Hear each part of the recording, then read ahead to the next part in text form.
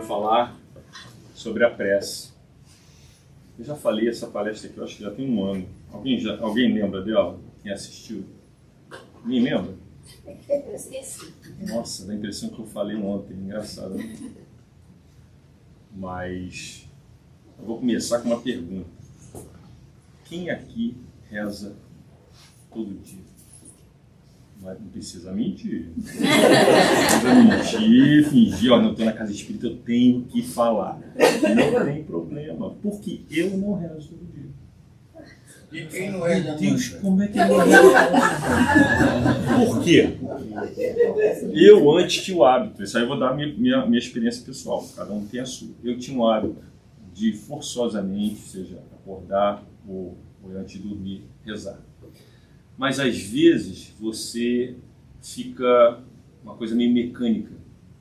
E eu sentia que esse hábito mecânico não tinha o efeito que eu queria. Então eu falei, não, eu vou dar o meu tempo para que quando eu queira sentir aquela necessidade de falar, eu vou, me concentro e entro. E aí eu me pego às vezes rezando ou pensando em Deus, não rezando da forma tradicional, que a gente acha, né? Vai fazer mais efeito, a gente vai falar sobre isso, se ajoelhando, ou rimando, ou falando uma prece memorizada, ou qualquer coisa assim.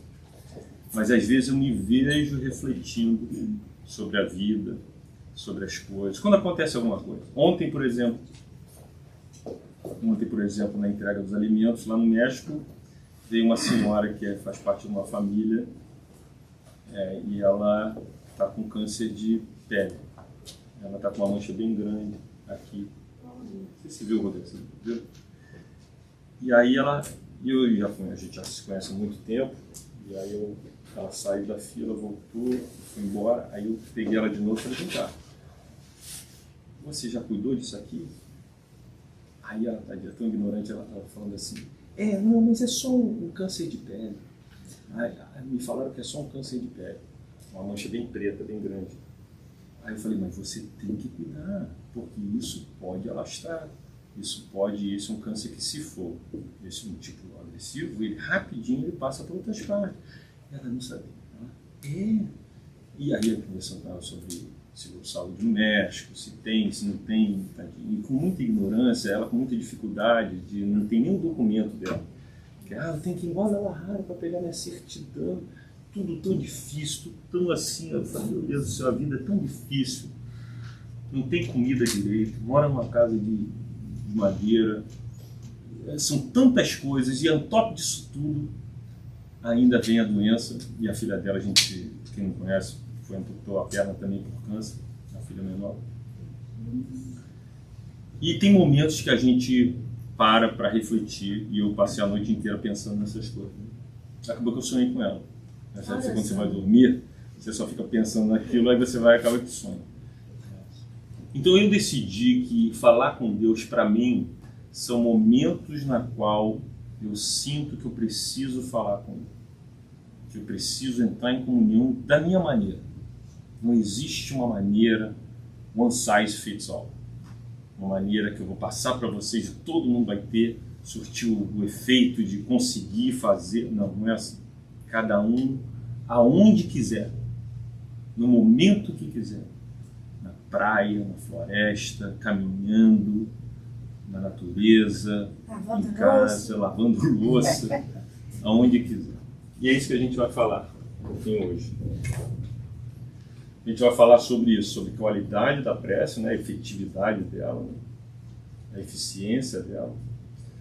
A prece, se ela tem o poder de cura, como funciona essa prece, uma transmissão do pensamento, e se vale a pena, né, fazer a prece àqueles que já se foram, como é que funciona, será que os espíritos que já se foram recebem essa prece? E depois a gente conclui. Isso baseado num capítulo do Evangelho, segundo o Espiritismo, na qual Kardec achou propício, sim, falar sobre a prece. Porque nós, como humanidade, vindo de hábitos religiosos da religião vigente, dominante cristã, nós aprendemos assim hábitos que não necessariamente surtem o efeito que a gente acha que tem. Então, quando a gente entende mais sobre isso, a gente vai mudar, talvez, ou entender melhor.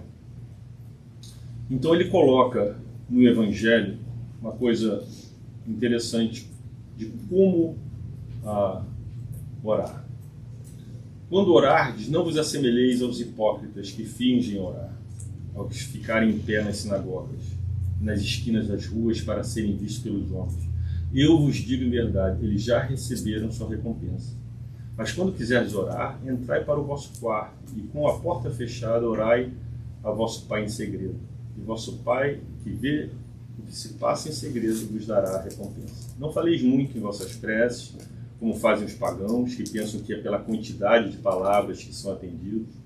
Não vos torneis semelhantes a eles, pois vosso Pai sabe do que tendes necessidade, mesmo antes de pedirdes a Ele. Então vamos guardar essa frase aí. Nosso Pai sabe do que tendes necessidade. Então, se Ele sabe, por que eu preciso pedir? Por que eu preciso orar? Né? Segura. Pensa nisso, segura, mas lá na frente a gente conversa. Porque eu falei, eu não vou ficar mais orando, mas ele sabe de tudo.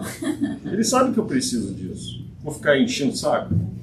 Lembra aí, tá lembrando de mim? Olha, eu estou precisando, não esquece, hein? Ele sabe. Mas será que a prece é só isso? Será que a prece é só eu pegar o telefone e ligar e entrar em comunhão só na hora que eu preciso? Só esse é o relacionamento que eu quero ter com Deus. É o relacionamento daquela criança chata, que só pede bala, que só pede as coisas. Eu quero. Amor. Que relacionamento é esse? Ninguém aguenta criança assim. Eu quero isso, isso é meu, eu quero, deserve, I want it. Eu não quero ter esse relacionamento, não. Eu quero ter um relacionamento diferente, porque quando a gente amadurece, ao saber que Ele nos conhece profundamente, que sabe das nossas necessidades, Ele espera da gente mais do que isso. Uma participação diferente. E aí a pergunta do Livro dos Espíritos, 658, a prece é agradável a Deus, que também tem a ver com isso que a gente está falando. A prece é sempre agradável a Deus quando é do coração, porque a intenção é tudo. E a prece do coração é preferível à que se pode ler, por mais bela que seja, né? Se for lida mais com os lábios do que com o sentimento. Às vezes o pessoal traz aqui preces muito bonitas, não estou descartando, não. Prece de quem já leu, prece de Cáritas e tantas outras preces, né? Que foram escritas e são são lidas em vários tempos, e que seja. A questão é que às vezes são poéticas e são profundas e você tem que seguir a linha de pensamento daquilo que está sendo lido e talvez seja uma certa dificuldade, mas ele coloca que a prece é agradável a Deus quando é dita com fé, fervor e sinceridade, mas não acrediteis que ele seja tocado pela prece do homem fútil, orgulhoso e egoísta, a menos que signifique da sua parte um ato sincero de arrependimento, né? E verdadeira humildade. Ou seja, a prece é algo que vem de dentro. É uma coisa que a gente precisa, cada um, no seu nível, estabelecer uma maneira de se conectar com ele. Aí, continuo martelando aqui na minha cabeça, mas ele sabe de tudo. Vou ficar fazendo isso. Ele nos conhece. Ele precisa que a gente fique fazendo louvor. Não. Nós é que precisamos dele. Somos nós que precisamos dessa conexão muito mais do que ele precisa que a gente conecte. Essa conexão para nós faz um bem danado. E a gente vai entender mais ali na frente o que se processa quando a gente tenta entrar em comunhão com as atmosferas mais altas, as frequências mais altas, né? Porque cada um tem uma maneira de interpretar. Tem gente que fala assim, não, Deus para mim eu não consigo nem visualizar. Se eu vim de religiões do passado, eu tenho tradição judaica, aquele velho de barbas longas, um cajado na mão, essa é a figura de Deus Todo-Poderoso. Ou então, mais lá na frente, com a ciência avançando, Deus passou a ser uma energia. Então, o que é Deus? Deus é uma energia. Então, estamos aí jogando um monte de descritivos imaginários do que seria Deus, mas, no fundo, cada um vai ter a sua maneira de perceber e sentir, porque não dá para eu descrever algo que a gente ainda não tem capacidade de entender.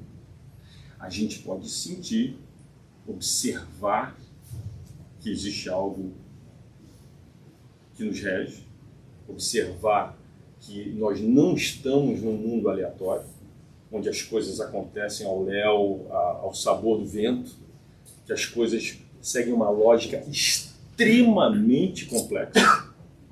Quem é médico aqui sabe. Você sabe quem era aquele político, coitado, que já faleceu, mas que foi um choque na sociedade brasileira quando ele apareceu tentando se eleger como presidente do Brasil, Enéas. Aquela barba longa. Meu nome é Enéas! Coitado, você tinha um segundo na televisão. Meu nome é Enéas! Aí você vai o pessoal lembrar, porque aquela figura exótica, aquele barbão.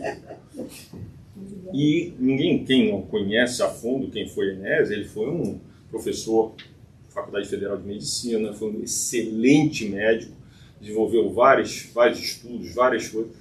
E uma vez ele estava naquele programa da Globo, aquele programa à noite, que acho que é Serginho Groisman que fala lá, chama convidados e tal, ele estava lá. E aí os jovens todos da plateia podiam fazer perguntas para ele, né? E aí esse jovem pega o microfone e fala assim: o senhor acredita em Deus? E a maneira dele responder, que ele era muito sábio, né? Ele fala: meu filho, eu estudei a minha vida inteira. Então, ele fala: estudei a minha vida inteira, estudo desde não sei o quê. Tinha uma maneira muito enérgica de falar. Estudei desde ele era professor de física também. Desde a física quântica, quanto aos segredos da medicina, do corpo humano. E até hoje, nunca consegui encontrar uma resposta que realmente venha explicar a complexidade e a perfeição daquilo que eu tenho visto, tanto nas leis da natureza, como no corpo humano, e tudo mais. Então ele fala, é impossível que isso seja fruto do acaso. Impossível. É como se você pegasse, vamos pegar aqui, qual seria a obra do ser humano mais complexa em termos de engenharia. Vou chutar, deve ter coisa muito mais complexa que isso. Mas vamos dizer um Boeing 747, que tem aí todos os seus sistemas de hidráulicos, elétricos, mecânicos, e computadores, uma complexidade. Você pega aquilo ali tudo, aquele avião todo, desmonta ele todo até o último parafuso, chacoalha ele para cima, joga para o alto na expectativa que ele caia de novo um avião. Não rola. Não consegue. Aquilo ali foi pensado, planejado, estudado, montado para ser um avião pela inteligência humana. Então a gente olhar para a complexidade do que nos rege e achar que aquilo ali foi o acaso, é porque é. Não. Aquilo ali foi projetado, planejado, por mais que o nosso orgulho, às vezes, não queira admitir. Porque eu acho que acreditar em Deus está muito voltado a isso, né? A humanidade se sentiu, ao conhecer demais a ciência, muito orgulhosa para achar até que precisa. Mas voltando ao nosso tema, a gente vê nesse slide aqui, que é um slide que, para mim, só ele já seria uma palestra inteira. Porque, voltando àquela frase que a gente falou, que Deus sabe de tudo, a gente tem uma questão: a prece funciona? Se eu estou ali, em comunhão com Deus, pedindo para que esse problema que eu estou passando seja resolvido, que eu que eu tenha resposta para aquilo que eu não estou encontrando agora. Eu estou com aquele caminho, aquela situação, aquele dilema na minha vida que eu tenho que tomar uma decisão e eu não sei o que fazer. E nos evangelhos, seja o que for que peçais na prece, crede que o obtereis e vos será concedido. Tudo?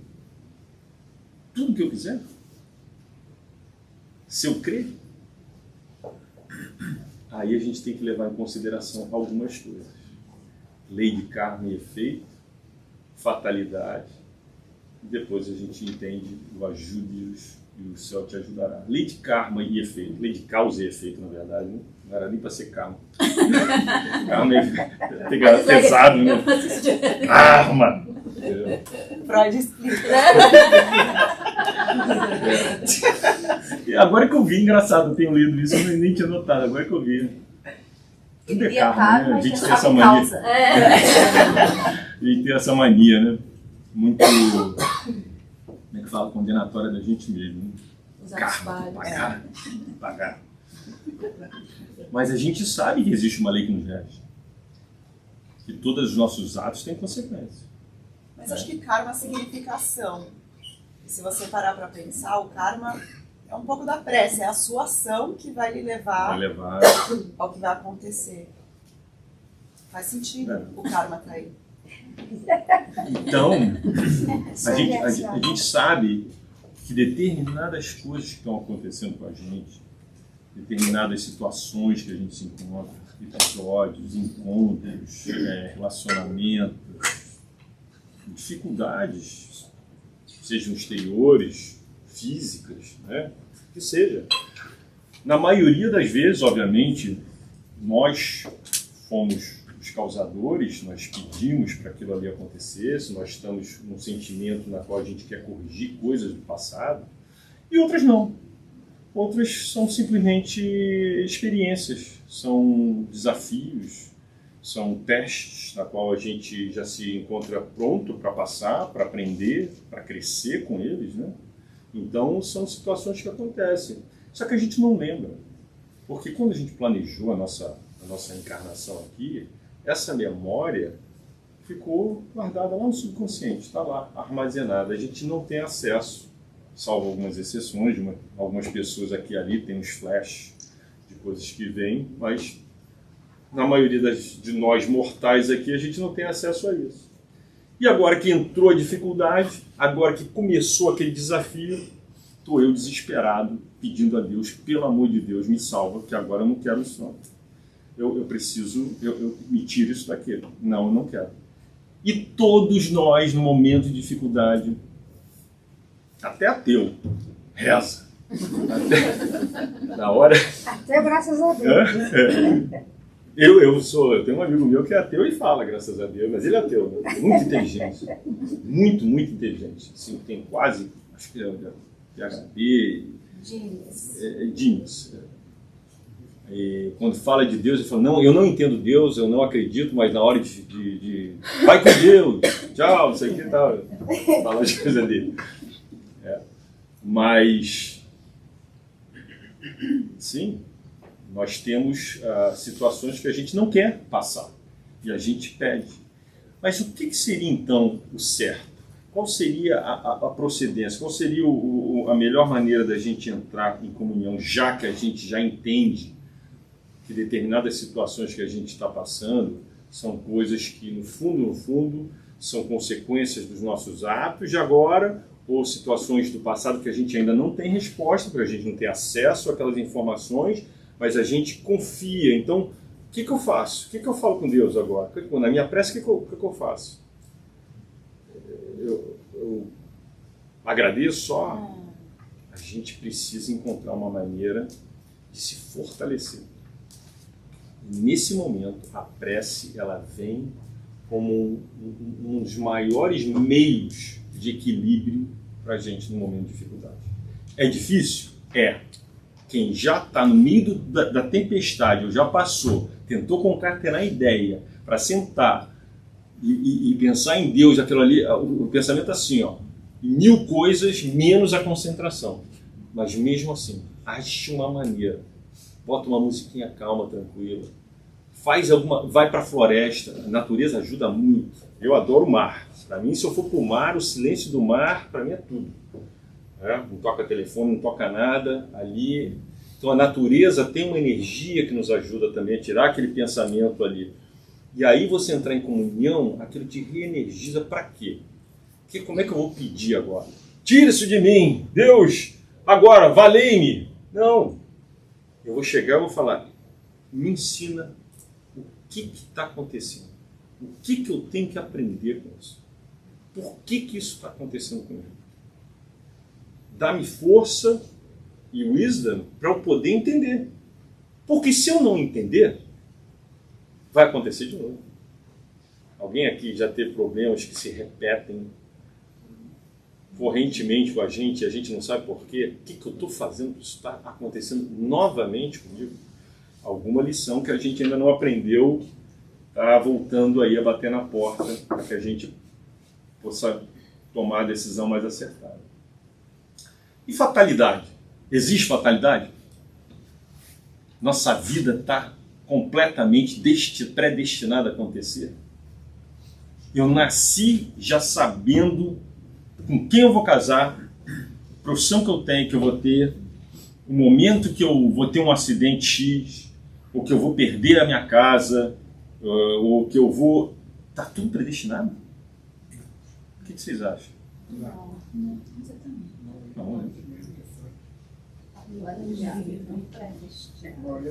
Se fosse assim, eu ia sentar na cadeira e esperar a vida passar, porque tudo já vai acontecer de uma forma ou de outra.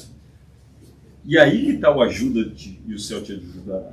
Se a gente ficar sentado na cadeira, nada acontece. Nós temos o livre-arbítrio para a gente tomar as decisões na nossa vida. E por mais que tenha, sim, um planejamento, não é uma fatalidade, mas dependendo do nível moral que a gente se encontra, quando a gente estava lá no plano espiritual, a gente planejou e co-participou nesse planejamento dessa vida. A gente, mal ou bem, teve sim uma participação em qual a família que abriu as portas para mim, que vão me aceitar, o país que eu vou morar, por mais que eventualmente eu resolvi migrar para os Estados Unidos, foi uma decisão minha, né? E tantas outras coisas, mas não uma fatalidade. É quase como se fosse um blueprint, mais ou menos, um mapinha meio difuso do que vai ser minha vida. Mas nos momentos que a gente vai encontrando aquelas coisas, a gente vai tomando decisões que não necessariamente foram aquelas que a gente queria. Por quê? Porque na hora que o bicho pega mesmo, que aperta, a gente sente medo e não toma, não entra pela porta estreita, né, que Jesus falava.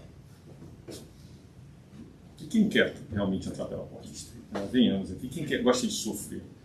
A gente está mais para a música do Tim Maia, Sossego, entendeu?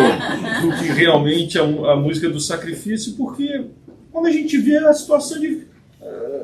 tem muita gente que chega que não conhece o espiritismo e fala que o espírita gosta de sofrer, né? Gosta de sofrer, só fala de sofrimento é bom. Não, gente, sofrimento não é bom. Ninguém gosta de sofrer, mas a gente entende que muito do sofrimento nós fomos os causadores.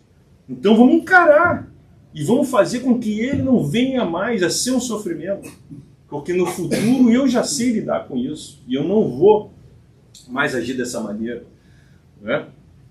Então ajuda-te é realmente uma coisa que a gente tem que estar em cima, com a rédea das nossas vidas, tomando as decisões e fazendo por onde, por mais que a situação não está legal.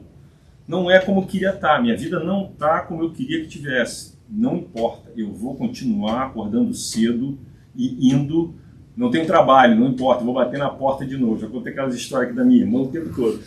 Mas é isso que a gente tem que ser, entendeu? A vida é assim. Eu vou ficar esperando. Eu vou sentar e vou fazer uma prece bem profunda mesmo, que eu sei que o telefone vai tocar, o emprego vai vir. E aquela oportunidade, ou aquele marido tão esperado vai entrar com um cavalo branco pela porta, maravilhoso, lindo, pronto para eu casar. E aí já vira saco.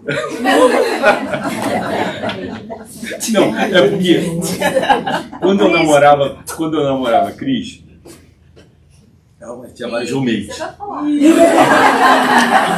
tinha vários roommates, né? E tinha uma roommate tinha uma roommate que uma vez eu me lembro, eu cheguei lá na casa dela para pegar ela pra gente sair pra jantar, não sei o quê, e já tava chorando.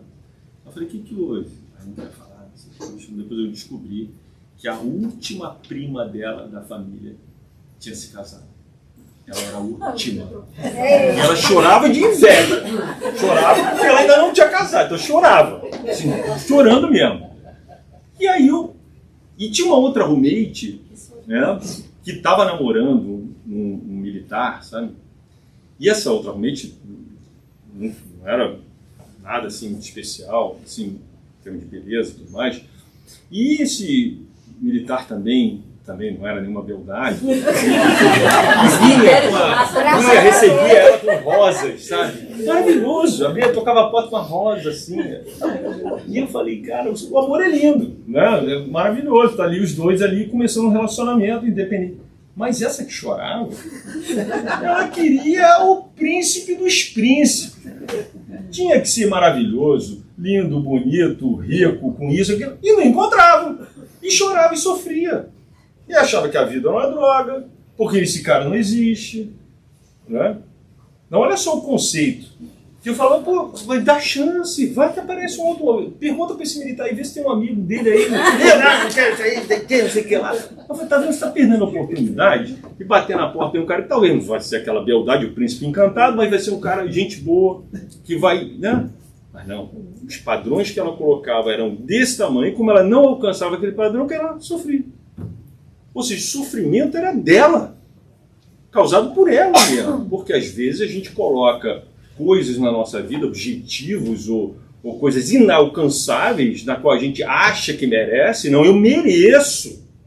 Não, onde que você merece? Onde é que você viu? Ela não era nem tão bonita assim, pô. Onde é que você está achando que merece tudo isso? É que é o príncipe cansado. Eu ficava... gente, pra terminar a história, ela cansou de sofrer, ela casou, tá? Ela casou. Eventualmente casou, graças a Deus. Quando ela baixou o padrão. Quando ela baixou o padrão. Não era. Mas é muito do nosso sofrimento é causado porque a gente coloca padrões de trabalho, de relacionamento, de coisas, de... Não, esse carro eu não dirijo. Esse carro eu não entro. Só ando nisso aqui para eu ter... Tem 4 rodas? Vai de A a B? Tá bom para mim. Mas em outro. Então, a gente entender que na prece, o que a gente pede, né? E realmente o que a gente recebe. Que Deus, como a gente falou naquela frase anterior, Ele sabe o que a gente precisa e o que é melhor para a gente. E muitas das vezes, na maioria das vezes, a gente não sabe o que é melhor para a gente. Então a gente pede e chora porque não veio. Deus não me ama. Eu pedi muito. Eu fiz até promessa. Eu subi de joelho, não sei aonde. E eu fiz aquilo e não veio como eu queria. Mas não veio como você queria porque não era bom para você.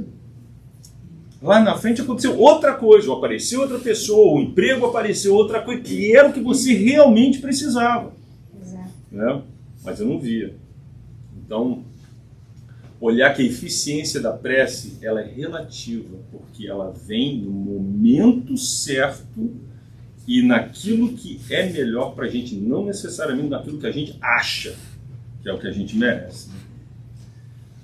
Em relação à cura, eu estava pesquisando aí algumas coisas e achei, como não sou da área médica, tem um monte de nome aí que eu não entendo. Então quem for e quiser me ajudar, por favor, me ajude. Mas uma equipe de profissionais, Max Health, pesquisou os efeitos que a oração provoca no cérebro e resultou que há vários benefícios quando a pessoa ora. Sem promover nenhuma religião, os pesquisadores estudaram como a oração afeta o cérebro e que a prática pode oferecer para a saúde física, mental e emocional das pessoas. A gente sabe que a prece é uma meditação, a prece é uma concentração, é um estado na qual a gente entra se libertando de faixas do nosso pensamento que estão voltadas aqui, aos problemas daqui, para a gente poder elevar aquilo ali. Então é um exercício e ele coloca, o resultado dessa pesquisa foi transformado em um vídeo para que o maior número de pessoas possa entender que a oração faz bem para a saúde. A comunidade médica que participou da pesquisa percebeu que a prática muda os quadros, as quatro áreas do cérebro humano, o lobo frontal, o córtex cerebral, o lobo temporais e o sistema límbico. Os pesquisadores descobriram que orar todos os dias durante o mesmo período pode ajudar a prevenir doenças como a perda da memória, a demência e o mal de Alzheimer. Fora esses, os médicos conseguiram perceber 47 benefícios que foram comprovados cientificamente. Os mais destacados são que a oração pode diminuir a dor, diminuir o risco de morte por ataque cardíaco, o derrame cerebral, a ansiedade e a depressão. Fora isso, provado que orar melhora o sistema imunológico e outros sistemas. A Cris trabalha no hospital, né? E lá existe um departamento, né, de religião, né? Mas qualquer religião, né? Qualquer um pode, né? Então, você vê principalmente os doentes que têm alguma religião, então, às vezes trazem seus próprios, né, religiosos, o pastor, e às vezes o hospital oferece também. Sim. Toda vez que o paciente entra no hospital, a gente tem uma admission questions que a gente tem que fazer. E uma dessas, você gostaria de que o chaplain viesse, ou o pastor, ou... A pessoa fala se quer ter a visita ou não. Nossa, o nome da Sônia Joy, não sei se você lembra. Então, lá teve uma equipe lá no Harvard University, que era a brasileira, que fazia pesquisa com as pessoas que oram, elas adoecem menos, e quando adoecem, se recuperam mais rápido. Comprovado. E ela veio aqui no centro, lá espírito. Sim, eu lembro dela. Mas acho que hoje com a física quântica, até a ciência já entende o efeito. Porque a gente já sabe que o ambiente influencia até mesmo o seu DNA. E esse ambiente não é só o físico, não é só a parte que você come, as toxinas. O ambiente é o que você pensa também, porque o seu pensamento tem... É um sistema. É um sistema e tipo, as suas ações, elas estão guiadas pela sua fé. Se você não tem fé, você não vai agir de maneira... Então, você está com um câncer. Se você tem fé que você vai se curar, você vai ter muito mais força para seguir o caminho que você precisa seguir para fazer as coisas certas para se curar. Se você não tem fé, deixa, o que der, deu. Né? Então, é nesse ponto que a fé afeta as suas ações. Sim. E a fé é um dínamo, né? É uma fonte geradora de energia que direciona o meu pensamento quando eu faço a minha prece, né? E a prece é isso aí mesmo. A gente cria já no momento da prece não só essa ligação, mas também a gente começa a entrar numa atmosfera diferente, que outros irmãos que estão na mesma frequência começam a fazer parte do nosso convívio, né? Então, para terminar, o editor do News Health, Travis Davis, disse que a pesquisa não promove nenhuma religião e nem prática espiritual, apenas analisa sob uma luz prática o que acontece com 3 de cada 4 americanos que oram regularmente. A maioria das pessoas tem consciência das crescentes pesquisas da neurologia que tem estudado cientificamente a relação entre o cérebro e os fenômenos espirituais. Esqueci estudado cientificamente, né? Não tinha. E aí eu tenho aqui um desenhozinho que vai falar com relação a isso, mas muita gente não entende como é que funciona o pensamento, né? A transmissão de pensamento. Porque a prece é isso, é uma transmissão de pensamento. Mas a nossa mente, quando a gente vibra em direção a algo, nós emitimos uma matéria que não é medida ainda, mas o pensamento ele é energia e ela é mesurável. E ela tem um alcance.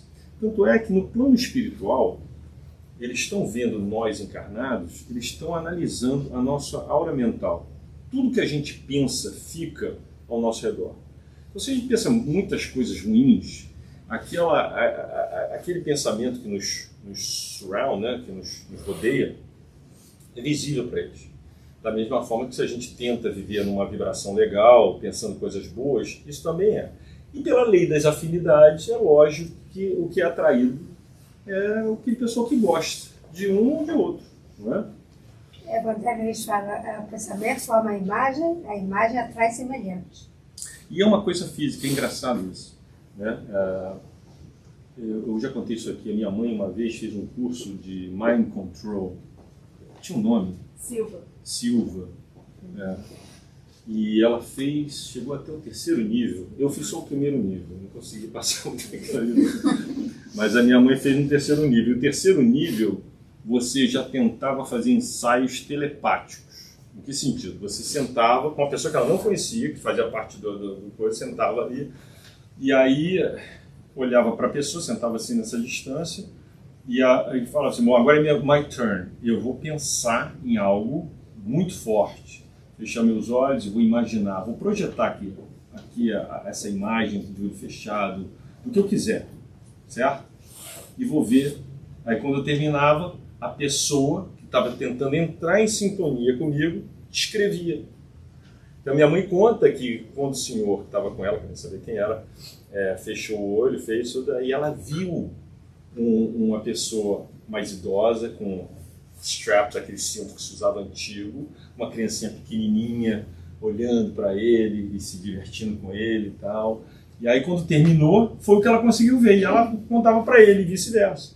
Aí ele falou, é isso mesmo, eu lembrei de quando eu era pequeno com meu pai e não sei o que, tarará. Então ele projetou, olha como é que o nosso pensamento é.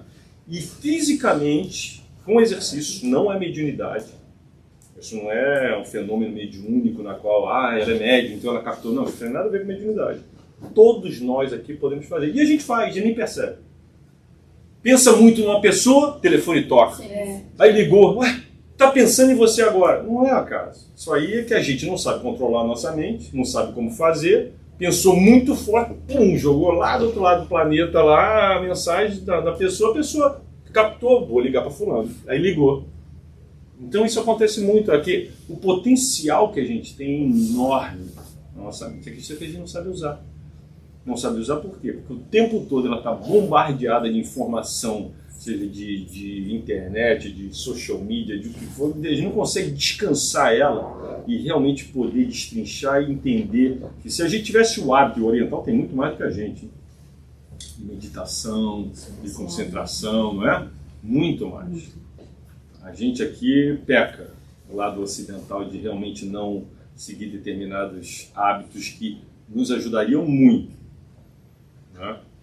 A concentração principalmente. Então a transmissão do pensamento é isso, é a gente poder pensar em algo e projetar. E o que é a prece? É isso, é eu pensar em alguém, eu pensar em algo, eu chegar e mandar nas esferas mais altas, eu não sei aonde meu pensamento vai chegar, né? Às vezes ele parou aqui, às vezes ele foi lá embaixo, depende da minha intensidade, do que eu consigo. E no livro do Nosso Lar tem uma coisa interessante que mostra um departamento onde está todo mundo com os computadores. Naquela época que saiu no livro, ele descreve equipamentos que não existiam, né? Engraçado, mas que eles já tinham acesso a um plano espiritual, e algumas preces chegavam naquele departamento. Porque a gente fica imaginando, nossa, Deus vai ler nossas preces? Como é que ele vai? São bilhões de pessoas rezando ao mesmo tempo. Como é que ele vai atender todo mundo? Né? A logística disso não funciona assim. Quando a gente emite o pensamento de ajuda, uma prece, ou de força, de ajuda a entender isso, vários emissários do bem têm acesso àquilo ali e vão, de uma forma ou de outra, no momento certo, trazer algum alívio. Se for uma coisa urgente e você tiver crédito suficiente, vão imediatamente já vir te dar um passe, te reorganizar para que você se acalme, vai ficar tudo bem. Né? Então, está dentro da gente, vem de dentro para fora. Também de dentro para fora. Funciona os dois, né?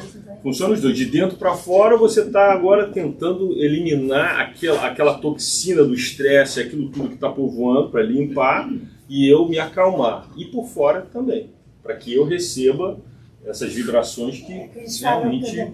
Quando a gente ora, tudo é energia. Aí quando você ora sentindo, mesmo assim, com toda a sinceridade, você faz um campo magnético na sua volta que facilita a espiritualidade maior a ter acesso a você, para te ajudar.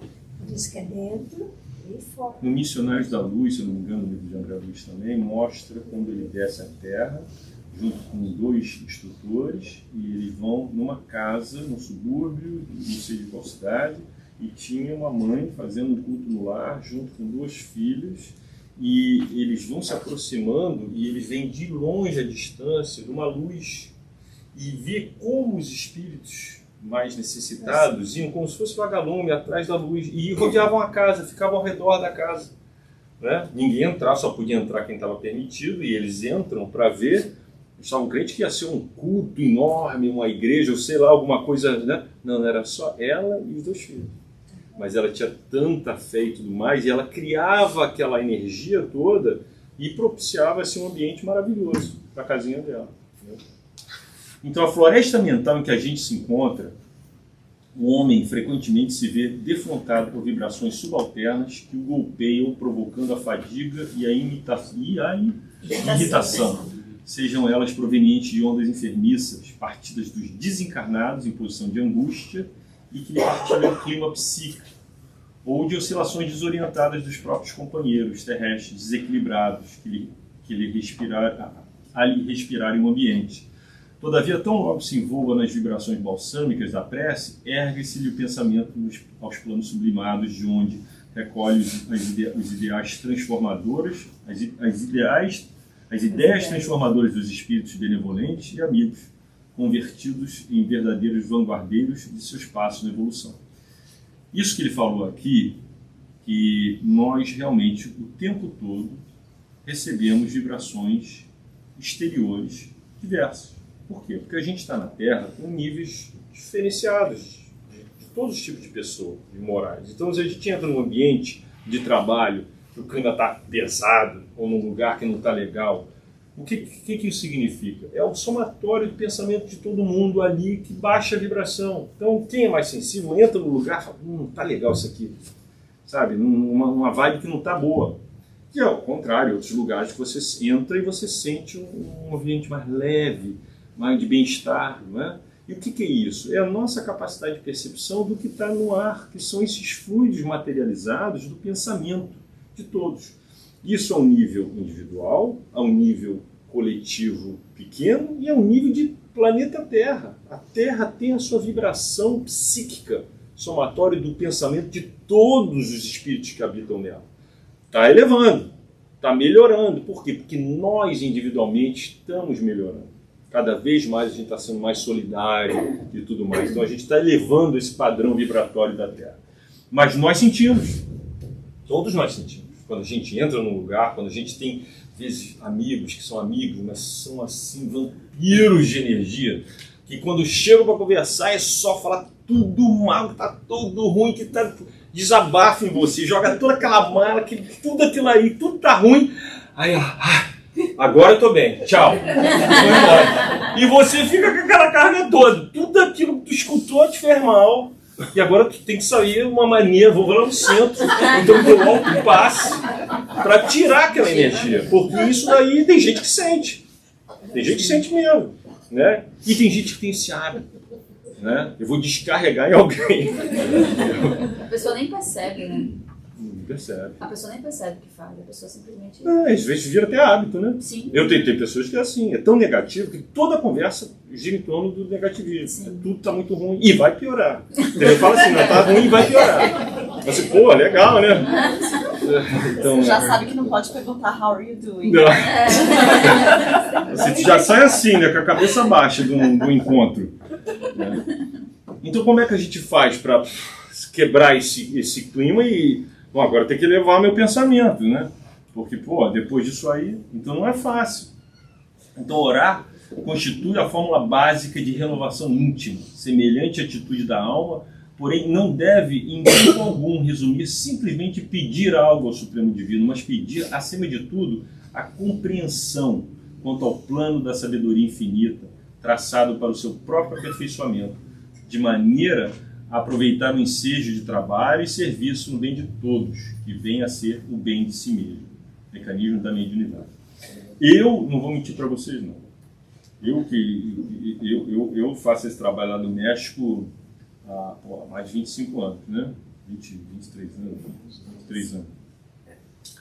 E apesar de não ser eu que pago a comida toda, todo mundo, quem paga são todos vocês, eu acabo que sou mais beneficiado, maior beneficiado. Porque eu que vou lá entregar, que quando a gente vai entregar, agora não, que agora tem o Sérgio, tem o Rodrigo que vai com a gente também. Quando eu ia sozinho, eu via no olhar das pessoas o que estava emitindo para mim de agradecimento.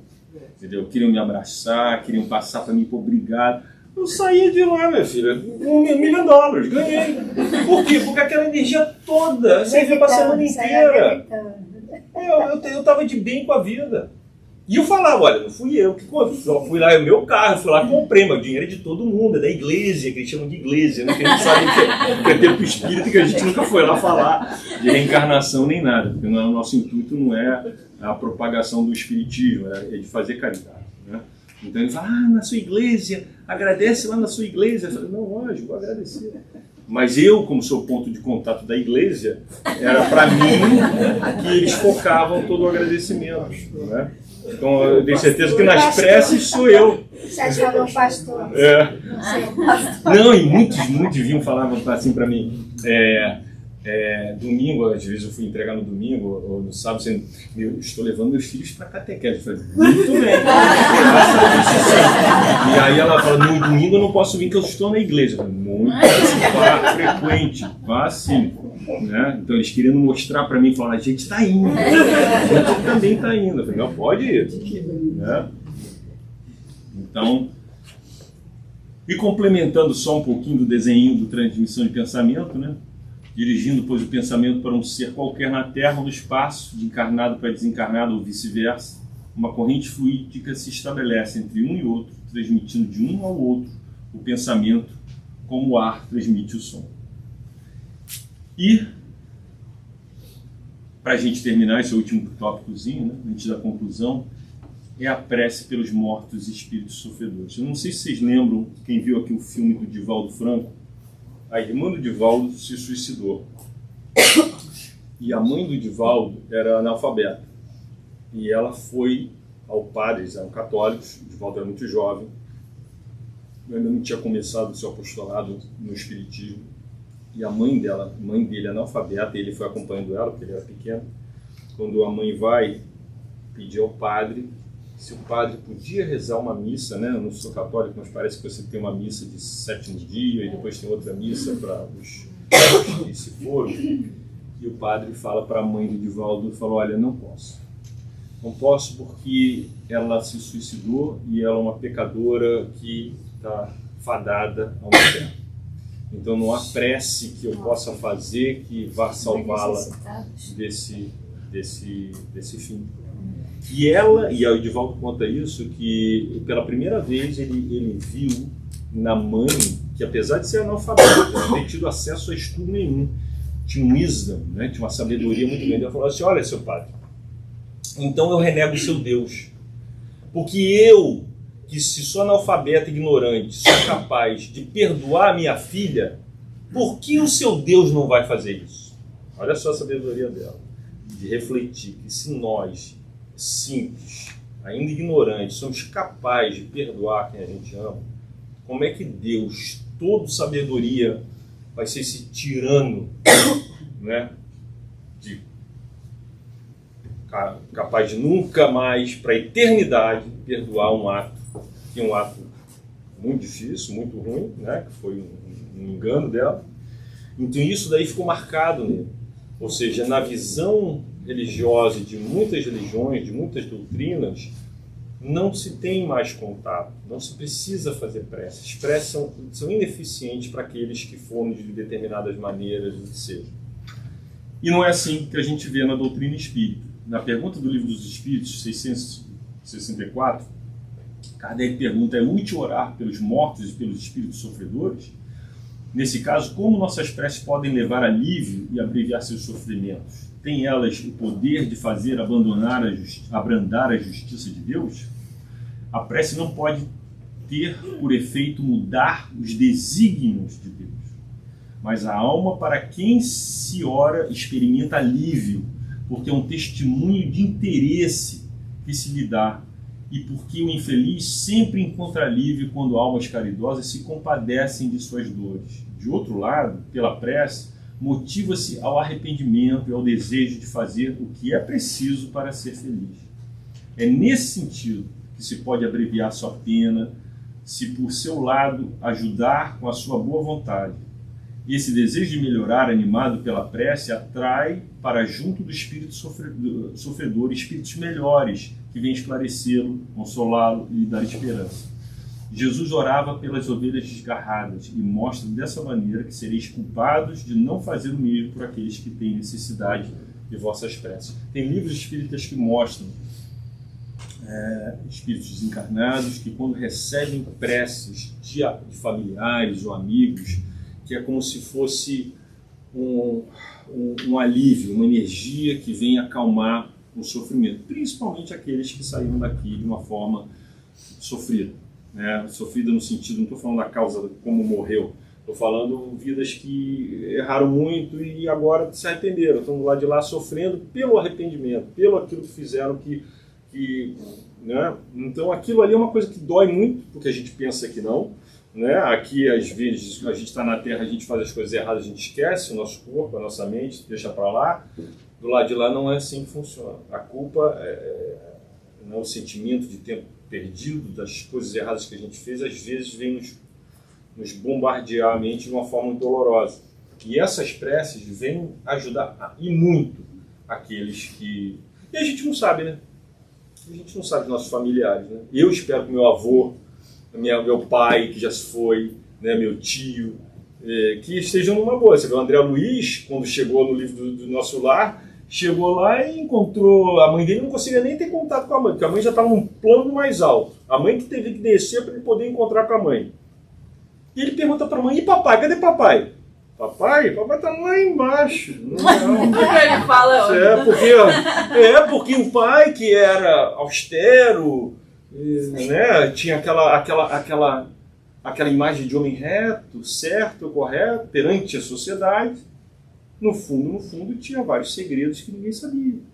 Né? Então, o que ele levava? Uma vida promíscua, tinha amante, tinha isso, tinha aquilo, não sei o que lá. Vai pro lado de lá, o que acontece? Agora está na cara. Agora é ele. Né? Então, não tem o que fugir. Então, a gente não sabe. Eu espero que meu avô esteja bem, que meu pai, está todo mundo bem. Que eu, quando for para lá, eu quero encontrar todo mundo, abraçar todo mundo, se Deus quiser. Né? Mas, até a próxima. Né? A gente não sabe, né? E a gente conclui, gente. A gente conclui. Nossa, cortou aqui. Né? Então vamos ver se eu lembro.